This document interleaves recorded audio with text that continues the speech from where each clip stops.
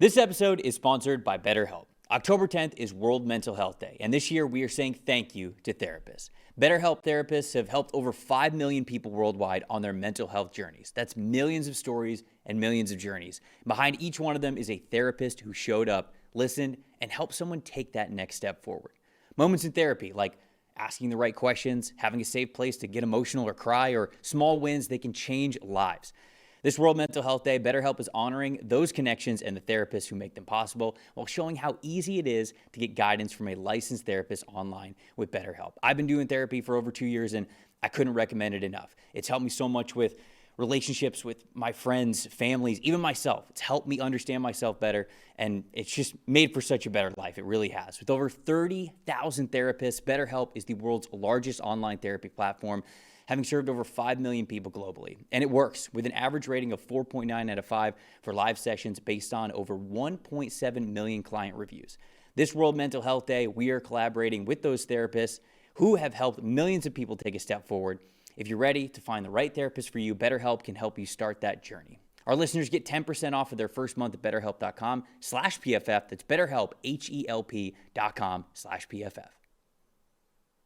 Let's start with Sunday Night Football. I think we have to, right? Have to.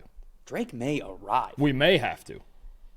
I'm starting early. Sorry, Eli. I think we already got a boo from the production suite, which, again, was so loud that I could hear it through the soundproof glass. So You're doing fantastic here 5 minutes into the show. I believe it was on the Bill Simmons podcast where it was either him or his guest who said that prior to this week, to be very fair to them, Drake May might just be Drake May be. I don't know if he may be anymore. He may be the guy for them. We might have to separate those letters a little bit to declare what we have here with Drake May to discuss what was a thrilling New England Patriots win in Buffalo on Sunday Night Football. Let's take a look at the top 5 graded players that we had for the New England Patriots as the winners of this game. Number 1 on the list, returning back to Buffalo. The best performance for any wide receiver that used to be a Bill that came back to play the Bills is Stefon Diggs at the top of that list with an elite 93.0. And the highest graded game of his career. No way. Yep. All right. Had to check it. And we're going to break down that even further because I do want to get into exactly what Stefon Diggs did last night on Sunday Night Football. Linebacker Robert Spillane, one of their big free agents, number 2 on the list with a 90.3, another elite grade there. Mike Onwenu, their guard, 83.4. Cornerback Marcus Jones, an 83.1. And the number 5 to round things out, Karius Tonga with a 77.2. Drake May in this game wasn't perfect, but this is a pretty dang good grade still. 79.7 against that Bills defense in Buffalo. On Buffalo's side of things, their tight end Dalton Kincaid, he's having a great year. 87.2 overall grade in this one. Linebacker Shaq Thompson. That's right, Shaq Thompson. Some people wrote him off. Oh, he's not in Carolina anymore. He's washed. I don't know about that.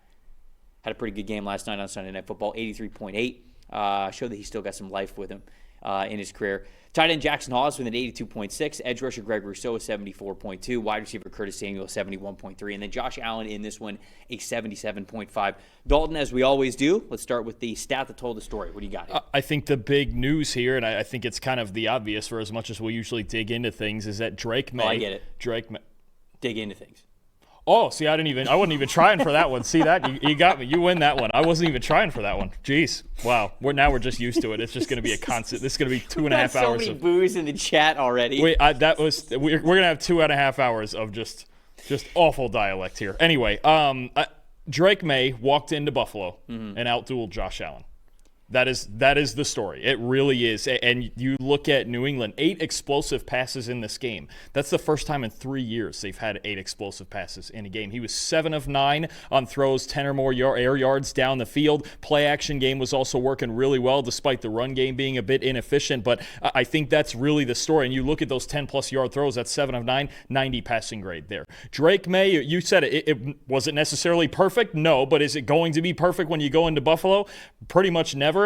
This was as good as you could ask for from a second-year quarterback in really the biggest game of his career on this stage, Sunday Night Football, facing the Bills, a 5-time reigning AFC East champs. I mean, this now we look at New England differently. We do. I mean, you look at 2-2, and the 2 losses even, they kind of beat themselves, especially the Pittsburgh one. There's an easy argument they could be 4-1 or even possibly 5-0 because it's not like they've gotten blown out in any of these games. Turnovers have really hurt them. But you saw in this game, if they don't turn the football over, this is what they're fully capable of a healthy Christian Gonzalez in the secondary, with the interior pass rush working, the offensive line's getting better and better every week. And the Bills, look, they did not make it easy. They never do, especially in Buffalo. But New England now has the confidence to say, especially with their quarterback playing the way he's been playing this entire season, we can beat anybody. We are capable of beating anybody across from us, no matter who it is, because there's not very many teams that walk into Buffalo and win. Lately, the Chiefs have been the only one that have been able to do it. So you look at the progress now and the confidence. This turns the Patriots from nice story, bad team getting better, to oh, this is a playoff contender now. This is the type of win you look at and you go, they are capable on any day of beating anyone, especially with this quarterback throwing the ball the way he's throwing it. By the way, Max Chadwick in the chat saying, I'm always watching in all caps, said ye of little faith. We appreciate you, Max. I still meant what I said. You do type very loud. Again, as do I. So I would We can hear it from here. It's right upstairs. We can hear it from here. No, it was so great to see. Honestly, it was so great to see Drake May get a win while putting everything together, right? He was the most impressive for me. 22 for 30, 273 passing yards in this game, 88.1 passing grade specifically, 4 big-time throws, 0 turnover-worthy plays.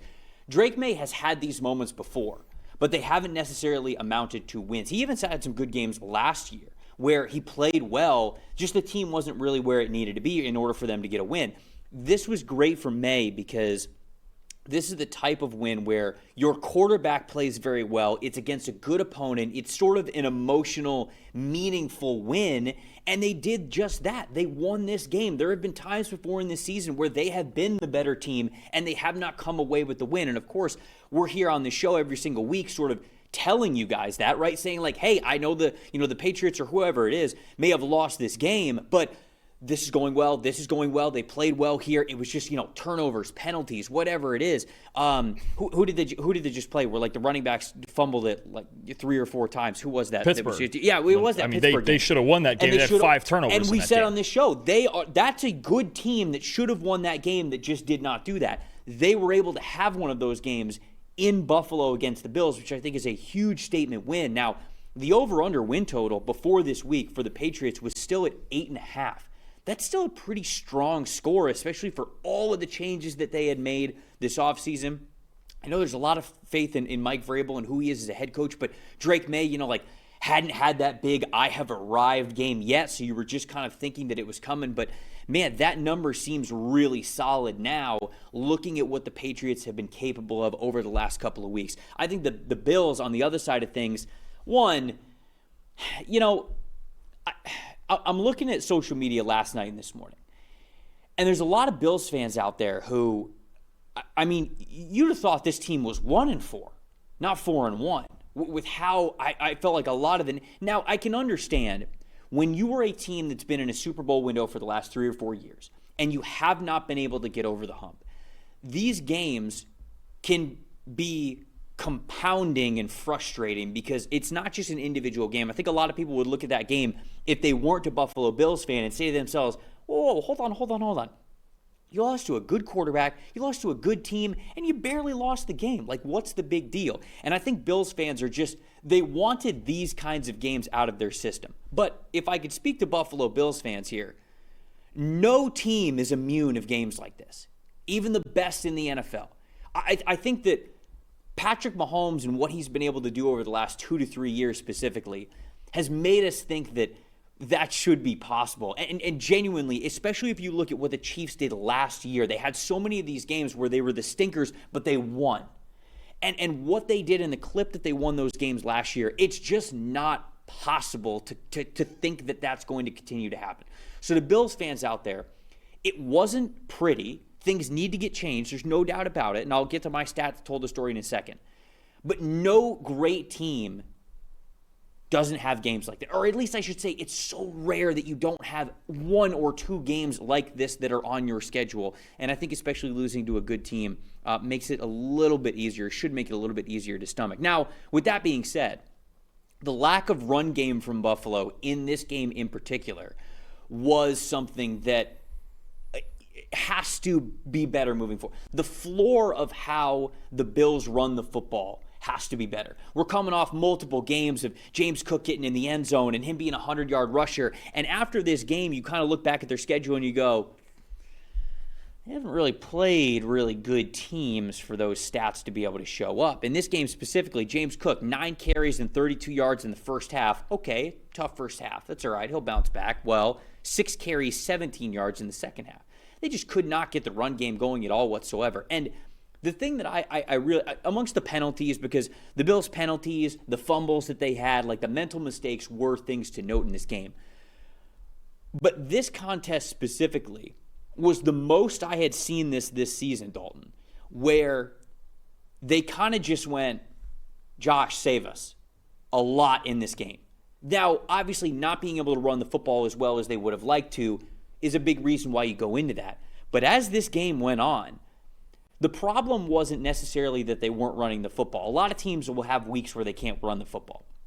But for Buffalo, they couldn't run the football. And then, like I said, it was, Josh, please, Josh, do the MVP thing. Just take over. How many plays did we see last night where Josh Allen's got the football and he's scrambling for like 6 seconds, just trying to find anybody down the field? That means that the concept didn't work. That means that the progressions didn't work. And that means that the fire drill is sometimes not working for this team. And so so much was on Josh Allen's shoulders last night. And for as talented as he is, you don't want to be playing too many games where that's the case, Dalton.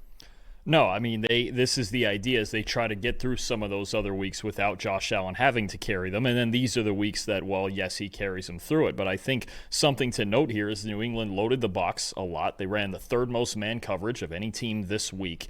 I think what you're getting is that Mike Vrabel made a choice. Do we want to get beat by this team running the football with Allen and the tight ends and James Cook and Ray Davis and everything they have? Or do we take our chances and say, this is why we signed Carlton Davis, this is why we drafted Christian Gonzalez, and go, we can cover these guys man-to-man on the outside? And really the ones that were hurting them, the guys that were hurting them the most were the tight ends, especially Dalton Kincaid. But the receivers for the Bills, they still don't have a number 1 receiver. Let's be real. Keon Coleman has his moments. Josh Palmer has his moments. Khalil Shakir is a good underneath guy who can win after the catch. But there's nobody that scares you like a Justin Jefferson or somebody like that. So I think that's a choice that defensive coaches get to make in these games as well. Yeah, well, I guess we'll make Josh Allen beat us with his arm, and if he does it, he does it. I mean, there's not much you can do, but he doesn't have that number 1 threat outside. We're not afraid to play man-to-man coverage.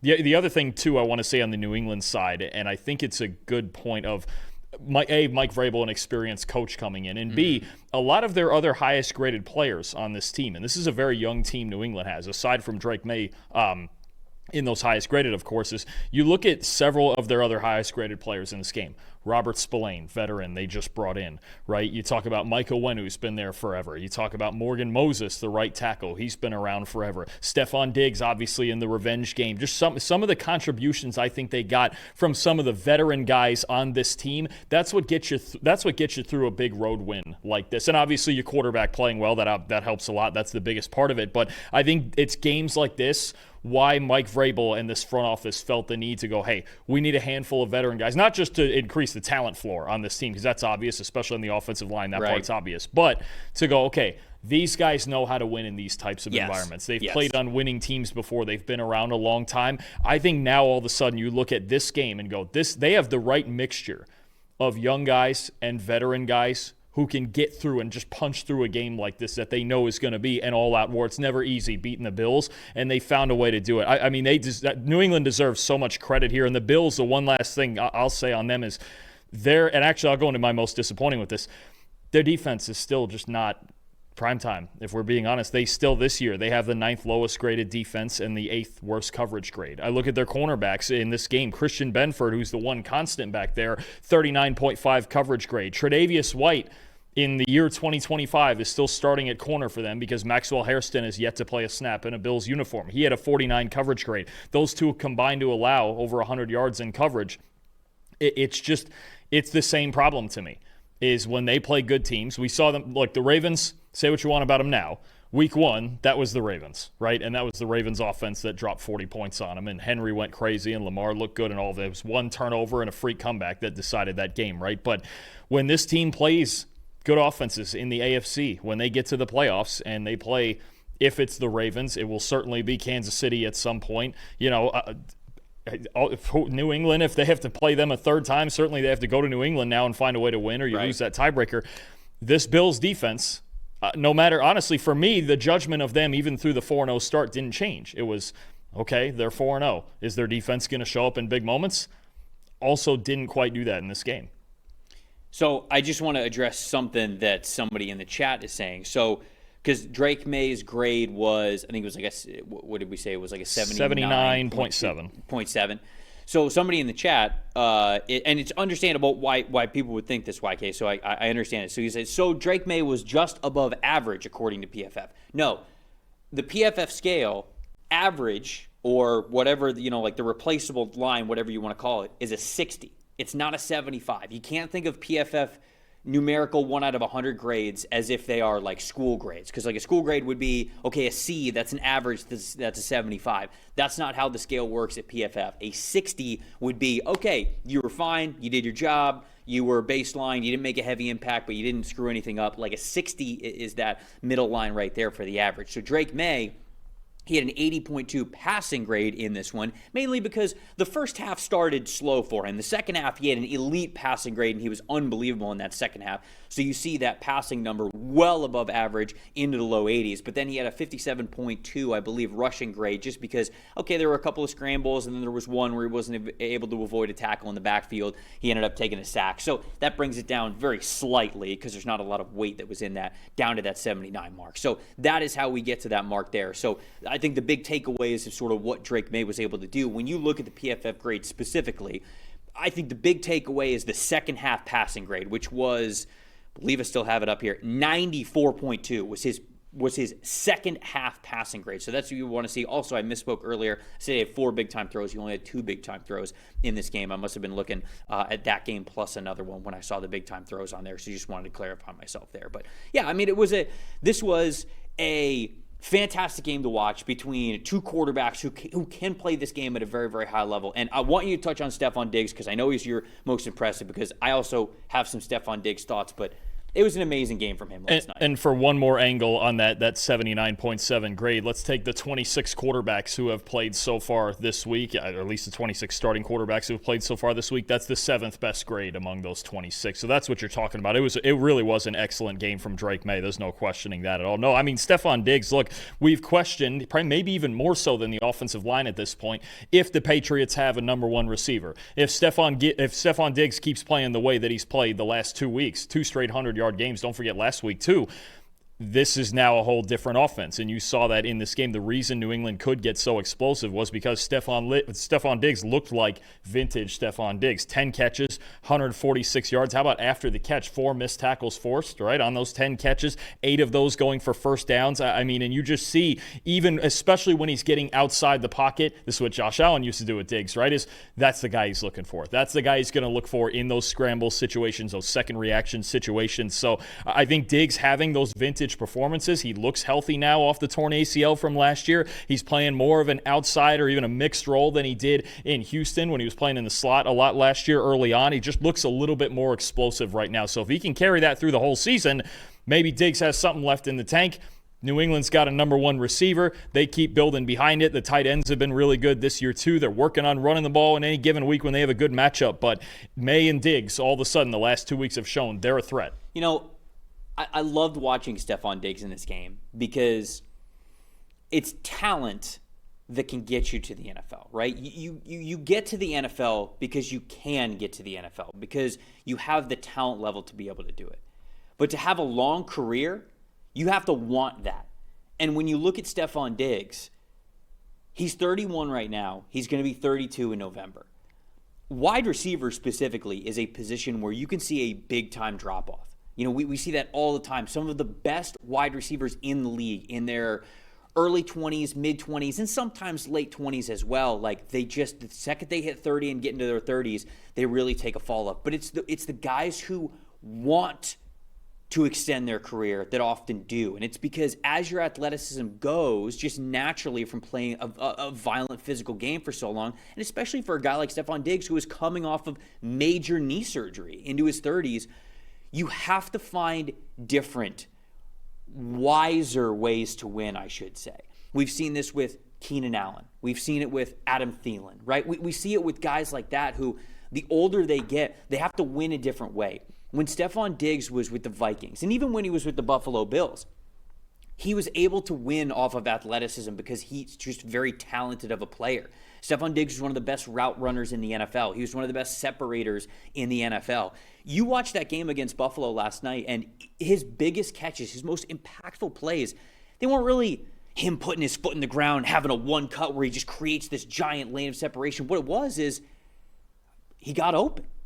Just from savviness, really more than anything else. It was just, okay, Drake May scrambling to the left here. I need to kind of come underneath this zone, and I need to make for a shorter pass here. Or the touchdown pass where it was like, okay, I just ran my route. Now I see sort of what he's doing. I know I have space over top. Let me spin and let me get behind this defender. He's winning with that high football IQ right now. And it's great to see for a player like Stefon Diggs because there are just too many examples of wide receivers who, when they hit that age where their athleticism really starts to go compared to how they came into the league and made a difference in the league, Diggs is showing right now that he is willing to, and he talked about this before the game and after the game when Melissa and just the crew at Sunday Night Football was interviewing him. He talked about the maturity and going through that injury and going through the different stops, whether it was Minnesota to Buffalo, Buffalo to Houston, and certainly just where he is now with the New England Patriots. And each stop along the way,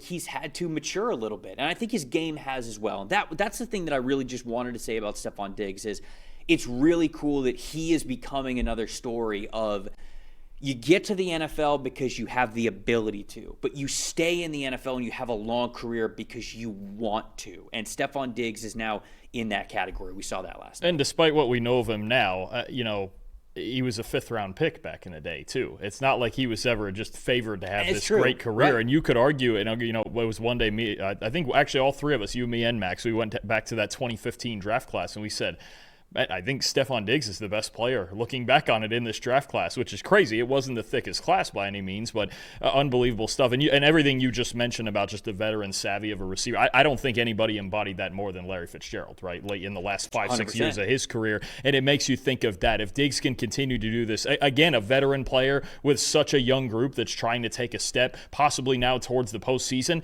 that's big to have that type of veteran leadership on your team. Yeah, Reggie Wayne, obviously Jerry Rice, one of the longest careers in NFL history for the receiver position. So it's just, not that we're saying necessarily Stefon is those guys, but he is along the same line of extending his career because he wants to.